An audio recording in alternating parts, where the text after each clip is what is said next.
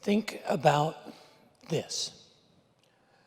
I know we have a lot on our minds, a lot going on around us in our country, in our community, in our lives, but I want you to think about this one thing. And it may seem unusual given the context and given the circumstances, but it's an important thing to think about today. I want you to think about this.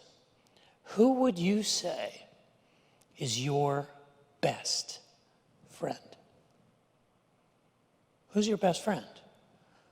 Realize in the context of the isolation and the separation of 2020, we may have lost track of people we would have considered to be our best friends. We perhaps are recalibrating, rethinking because of the changing circumstances, the changing relational dynamics of our lives. We may be thinking, well, maybe that person's not exactly my best friend. If you're one of those overly analytical types, you may say, well, I'm not sure. What do you mean by best? I mean, is it good best, better best, or best best? Are there degrees of best? Perhaps you've suffered at the hands of a best friend, or you're struggling with loneliness, and you're struggling with the sense of, I'm not even sure I have a good friend, much less a best friend. Or maybe you're one of those progressive egalitarian types who's saying, well, I'm not sure that the best friend is actually an appropriate definition. It's so patriarchal and segregationist. I'm not sure that we can say we have best friends. Or maybe you're like me, and it's just hard to define who your best friend is because you just have so many very, very good friends. It becomes difficult to say who is my best friend. I've had so many people who qualify as a best friend. About 30 years ago, I met a guy. He was a young single guy, and 30 years ago I was much younger too, and we were the same age, but we were very different. I was a young pastor, and he was a young entrepreneur. He was starting a tech company in Dallas, and he was very successful. He was brilliant, and he was gone all the time. He was the first guy I ever knew who had a cell phone. Remember those cell phones that looked like a brick with an antenna on them?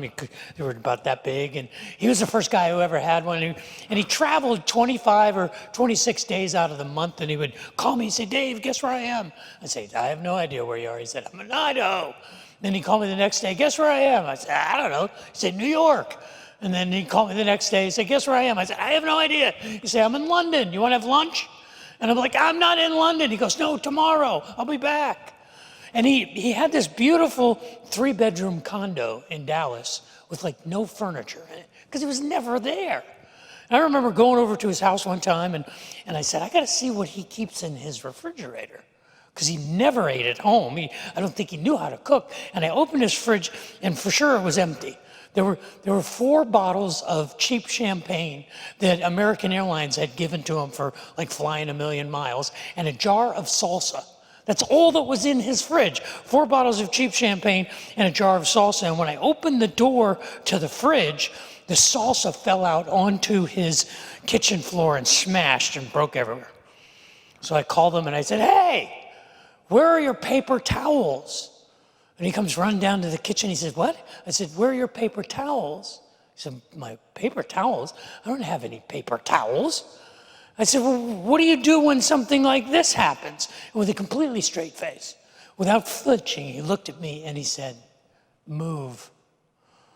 Now, he was kind of a crazy guy, and we're still good friends to this day, but I can tell you what made him special to me was he believed in me. When I didn't believe in myself, when I wasn't sure anybody else believed in me, what qualified him as one of my best friends was that he always believed in me.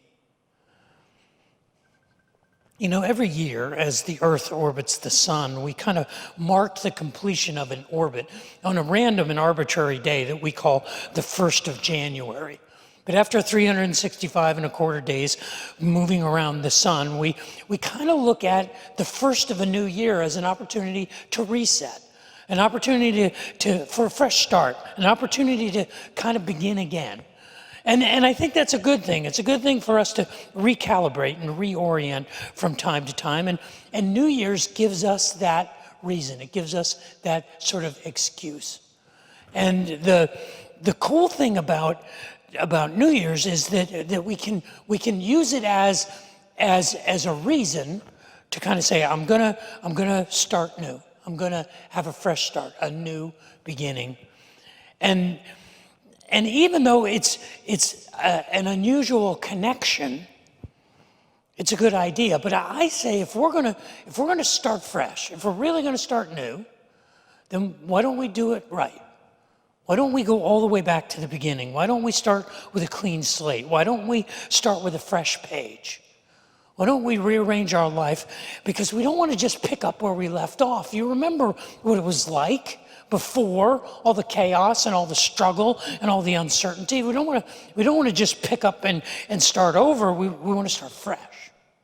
We want to start at the beginning, the very beginning. And for me, if we're going to start at the very beginning, we start at God's beginning. The very first words of the Bible, the very first words of Genesis are in the beginning. And last week, that's where we began. We began this sort of recalibration, this new beginning, this fresh start, this second chance at the very beginning, at the beginning of the creation of the heavens and the earth. And I said that when we do that, when we go back to the book of Genesis chapter 1, there's a lot of information there that we have to handle very carefully. Because I said that the Genesis 1 is like the third rail of theology. It's where the power is. But if you mishandle it, if you touch it incorrectly, it can shock you. Well, we looked at that last week and handled Genesis 1, but today, in our resetting, our reorienting, our reordering our world, we come to Genesis chapter 2. And if Genesis 1 is the third rail, Genesis 2 is a time bomb. Genesis 2 has all of the information about Adam and Eve and the Garden of Eden and the tree of the knowledge of good and evil and the naming of the animals and all of the stuff that once you get into it, it becomes difficult, particularly in our day. It becomes volatile, issues of gender and identity and things that kind of trigger us. Fortunately, I am a trained theological bomb technician. And I know how to disarm Genesis chapter 2, but I can't do it alone. I need your help. I need you to take hold of the trigger wire. I need you to put your finger on that one thing that Genesis chapter 2 tells us we absolutely can never let go of. Can you do that? Because I can't disarm the volatile conversations that Genesis 2 provokes unless you're willing to hold on to that trigger wire and not let go.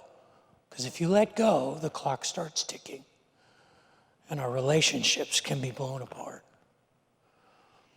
See, it's my prayer today, my prayer that we'll hold on to that thing. We'll hold on to that one thing, that thing that is the power source, that thing that is the thing we all need. And that we'll hold tightly to that regardless of what's going on around us, that we will be committed to put our finger on that and not let go. It's my prayer every week that the words of my mouth and the meditations of my heart would be pleasing in God's sight. And that God would use his word spoken by his servant and anointed by his Spirit, especially today, to remind us to hold on to the thing that we need, that none of us should let go of. It was last week we began a conversation about reorienting our life, about having a new beginning, and we entered into that conversation in the book of Genesis, in Genesis chapter 1, and I suggested that a theological way to understand Genesis chapter 1 is with an interpretive point of view that theologians call the gap theory. Genesis chapter 1 begins in verse 1, and it says that God created the heavens and the earth. And the gaps theory suggests that is the story of creation. But at the story of creation, after creation, the earth was left tohu vabohu, It was left formless and void. And basically what the Bible is, from Genesis chapter 1, verse 3 to Revelation chapter 22, verse 21, it is the story of the restoration of creation order. That we are invited necessarily to participate with God in restoring order to the chaos of the world that we live in. That is why we are here. That is why we exist in this tear in space and time, this temporal, parenthetical existence that we have. We live here so that we can participate with God in bringing restoration to the chaos of creation. Now, Genesis chapter 2 then picks up where Genesis chapter 1 leaves off, and it has 5 sections. And the first section of Genesis chapter 1 seems like it belongs to, or of Genesis chapter 2, seems like it belongs to Genesis chapter 1, because Genesis chapter 2 begins with the story of the establishment of the Shabbat, the establishment of the Sabbath day. And the Sabbath day is the 7th day of the 6 days. And you think, well, this should be part of Genesis 1, not the beginning of Genesis chapter 2. But I think it's providentially spaced between.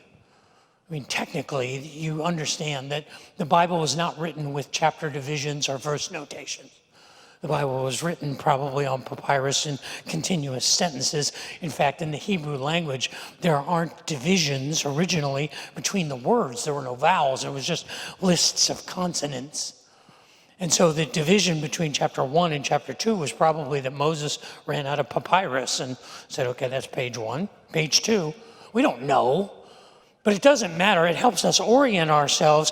But I think it's providential that we take a breath between the 6th day and the 7th day. Now, in Genesis chapter 2, there are 4 more sections. Genesis chapter 2 chronicles the creation. It goes forensically back to the 6th day and talks about the creation of the world, and particularly the creation of the first man, Adam, from the dust of the earth. The 3rd section of Genesis chapter 2 talks about the creation of the garden, and it describes the boundaries of the garden and the geography of the garden. And it points out that there were 2 special trees in the garden, the tree of life and the tree of the knowledge of good and evil. The 4th section of Genesis 2 talks about how the first man went and worked in the garden and named all the animals, and that was where Adam lived in this near perfect state for we don't know how long. It could have been 100 million years. There was really no time boundary. But eventually it became obvious, and the final section tells us that because Adam was alone, and that was not good, that the crescendo of the recreation story is when God takes Adam's rib and creates Eve. The creation of the woman was the crescendo of the creation narrative. And it's in Genesis chapter 2 that we discover the thing that we all need. And it's pointed to by 3 things that we all have in common. 3 things that tie us together, 3 needs that we all have. And the first one is we all have a need for Shabbat, the 7th day. We all have a need for the Sabbath. Now, as Gentiles, as people who are not raised in a Jewish tradition, as primarily Christians, we don't really take the Sabbath as seriously as the people of God did, as the Jewish people do. The Sabbath is a law, is a practice that is layered over with literally hundreds of instructions. From the time of Moses, the people of God set apart themselves and never worked by honoring the Shabbat. And they became legalistic and militant about it. To this day, it's true. I was in Israel a number of years ago, and I was in Jerusalem on the Sabbath. We were staying at the Hilton Hotel in Jerusalem, and the Hilton Hotel had Shabbat elevators. On the Sabbath, they had 2 banks of elevators that would automatically stop on every other floor.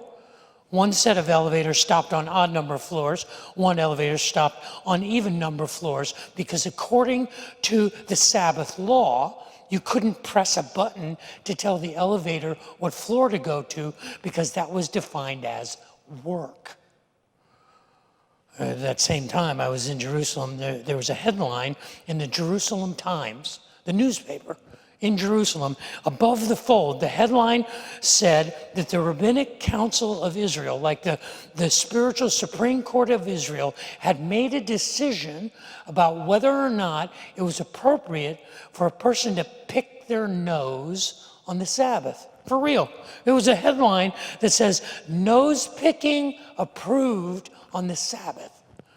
Now, they had an asterisk on that. It was okay, according to the rabbis, to pick your nose on the Sabbath as long as you didn't remove a hair. Because if you removed a hair, that was cutting your hair, that was grooming, and that was work. This is how militant the people of God had become about keeping the Sabbath. And Jesus ran headlong into this.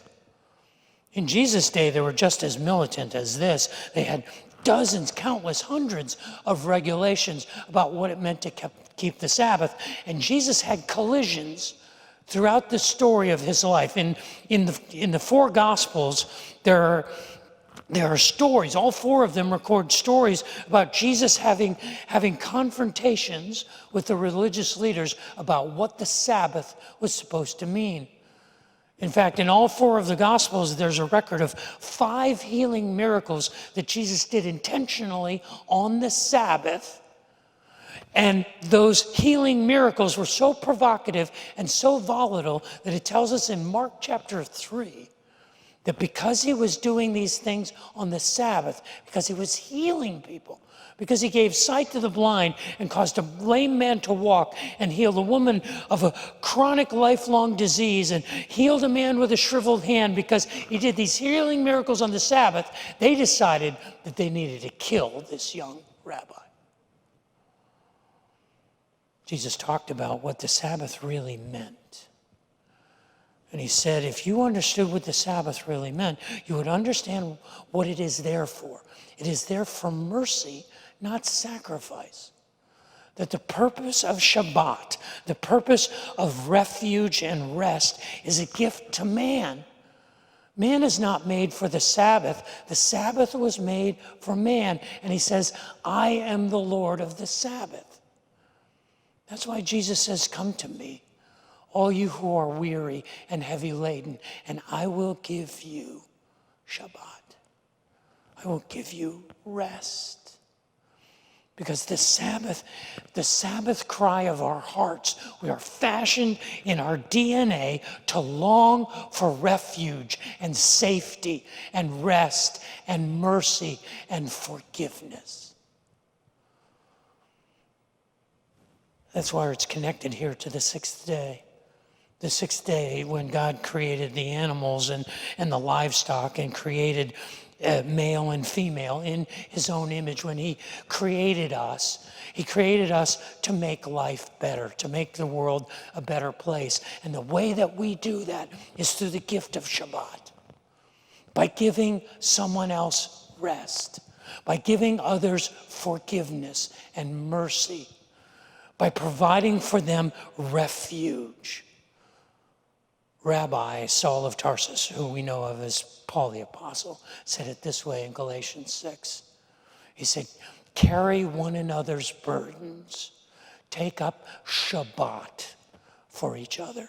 Because in this way, you fulfill the law, not the law of Moses, but the law of Christ. Because the cry of our heart, the longing of our souls, is to be safe, to be at peace and at rest, to know mercy and grace and forgiveness, not just to experience it, but to express it.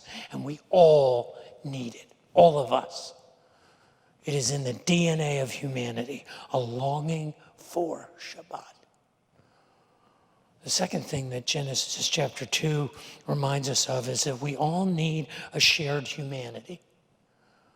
We need to remember that we don't row in the same direction so that we can conform to each other. We row in the same direction because we're all in the same boat. We're all made from the same stuff. We share this planet together. This is all we've got, is each other. We have a common ancestry. Genesis chapter 2 makes the preposterous claim that all of us go back to the same Father, that all of us go back to the same dirt and the same rib.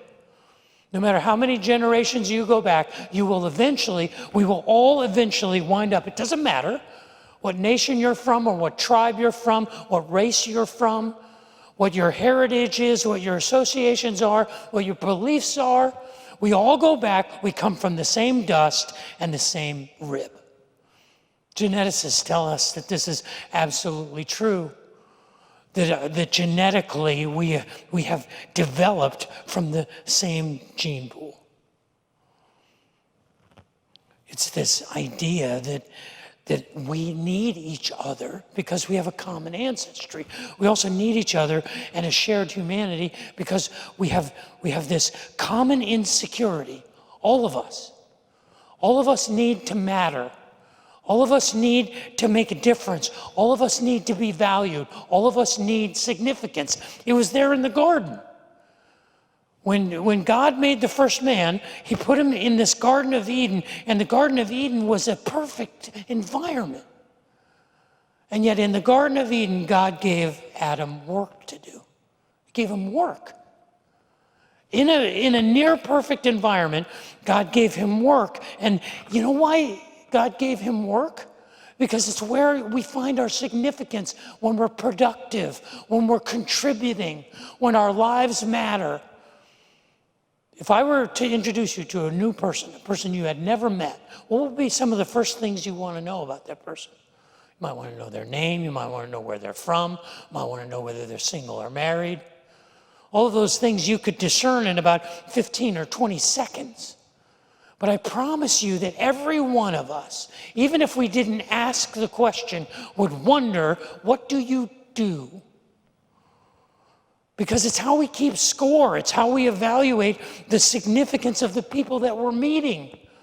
We react very differently to a person who we meet who is a brain surgeon and a person who we meet who is an unemployed pin setter from a bowling alley that's been closed for 20 years. We realize that their lives have very different contexts. And even though we don't like to admit it, we want to be valued the same way. We want that significance. And so God gave Adam a job to tend to the garden and to name the animals. In Genesis chapter 2, there's this hilarious story of Adam, God bringing the animals from the garden to Adam, and he picked out their names. I mean, you could really have a heyday if you imagined the names that you might give the animals that you saw. I mean, if your children were naming them, that might be a squiggly and a squishy and an ew. But Adam was naming the animals. And by the way, have you ever heard anybody refer to the world's oldest profession? You know, the world's oldest profession is the exchange of personal favors, let's call it. Well, it's not. That's not the world's oldest profession. The world's oldest profession is zoologist, or maybe a farmer, or maybe a veterinary doctor, or somebody who cares for plants and animals. It's not what you think it is, you pervs. The zoologist is the oldest. And this is what he gave Adam to do, because we have a shared insecurity. We need to matter. All of us do. We also have a shared frailty. Our humanity we have in common because we have a common frailty, common vulnerability. And it's focused on that tree in the garden. It's focused on that tree of the knowledge of good and evil, which is a confusing thing, because the knowledge of good and evil is a good thing, isn't it? Knowledge is a good thing. Knowing things, learning, acquiring information is a good thing. Knowing things is good until we think we know everything. And then it becomes destructive. when we think we know it all, when we think we know everything, or we believe we have to know everything. It's what Martin Luther called the original sin, the sin of pride. And we are all vulnerable to it.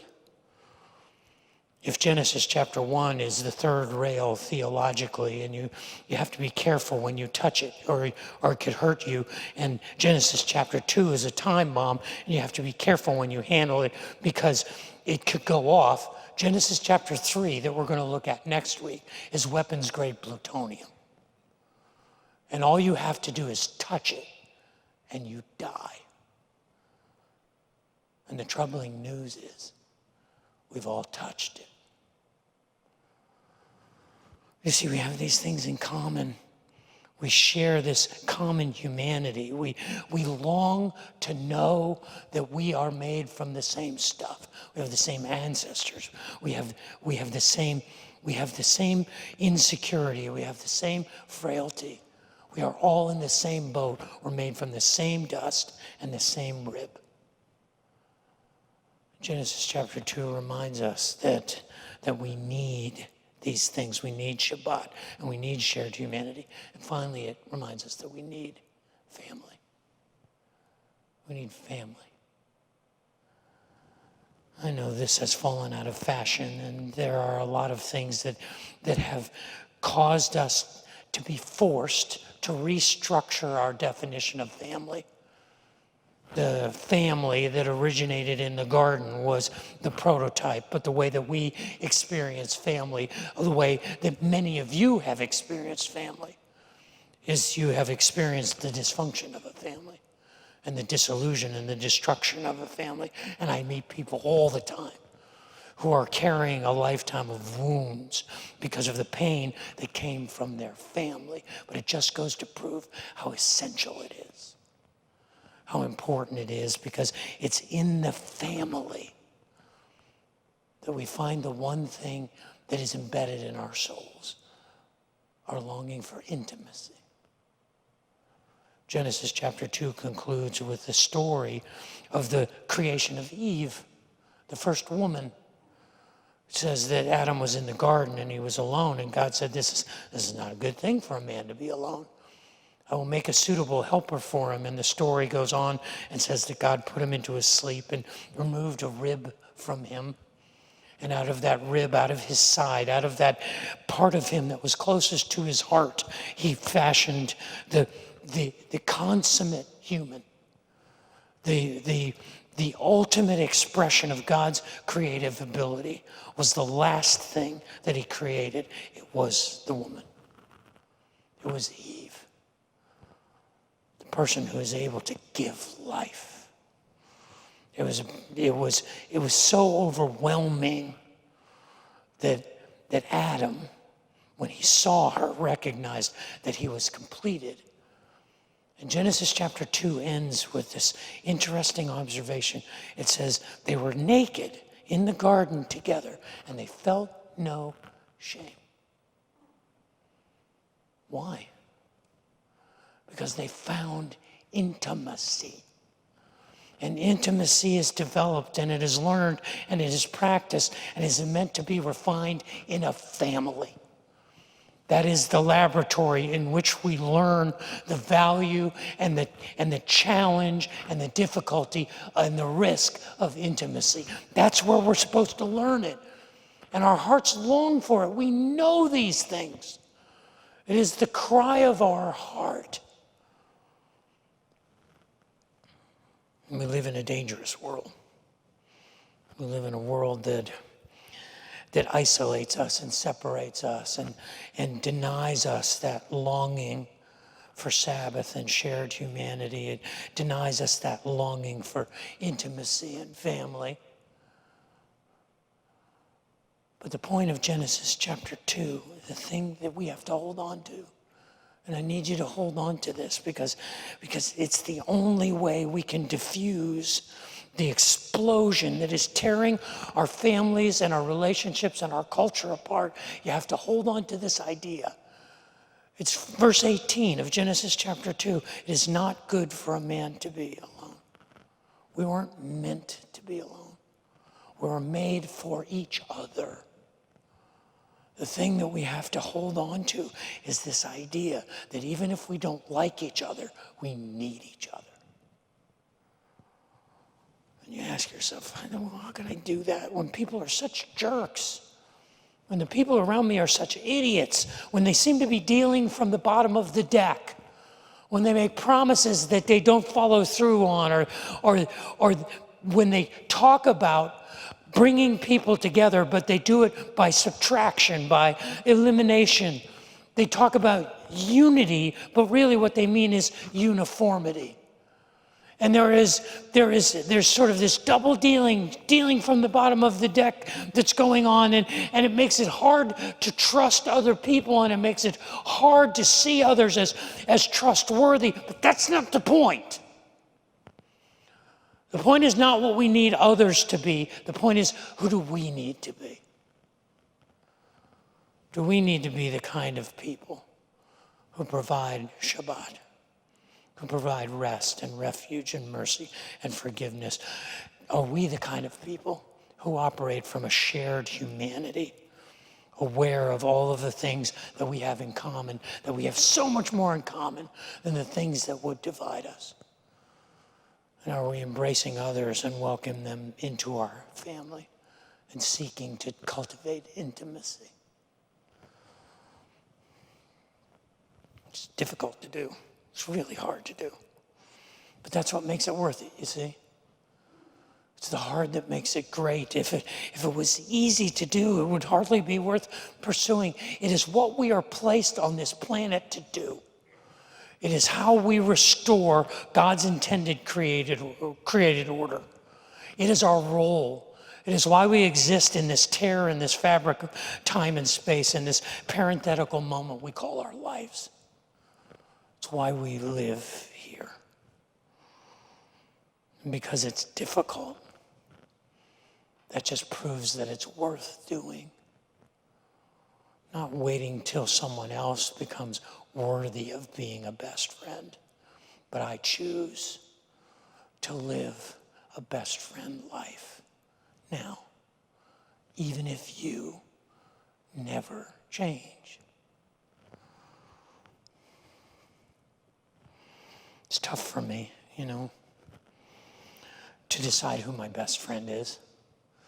I mean, my friend from Dallas, we're still friends. We talked last week, and I still consider him one of my best friends. And the problem is I've been blessed. I've been so blessed with so many reliable, so many great friends, so many people who without reason, nonsensically said, I believe in you, Dave. I believe in you. I'm here for you. I have catalogs, lists of people who I consider to be quality friends. My life is enriched because of the blessing of those friendships. But as I evaluate my life, I tell you, I know I have one true best friend. The person who for almost 50 years chose to say, I believe in you. This year we will have been married for 44 years because, you see, I married my best friend. I married the person who through thick and thin said, I believe in you. Even when others don't, even when I don't like you, I still believe in you. I remember the day when we were going through some difficulty, and it occurred to me that the whole world around us could fall apart, but as long as we had each other, we'd be okay. Because I believe in her, and she believes in me. And that's what a best friend is. That's what a best friend does. So maybe the question that we need to think about is not really who is your best friend, but whose best friend are you? Maybe more accurately, the thing we should think about is, am I living a best friend life? Who do I believe in even when they don't deserve it? Think about these things.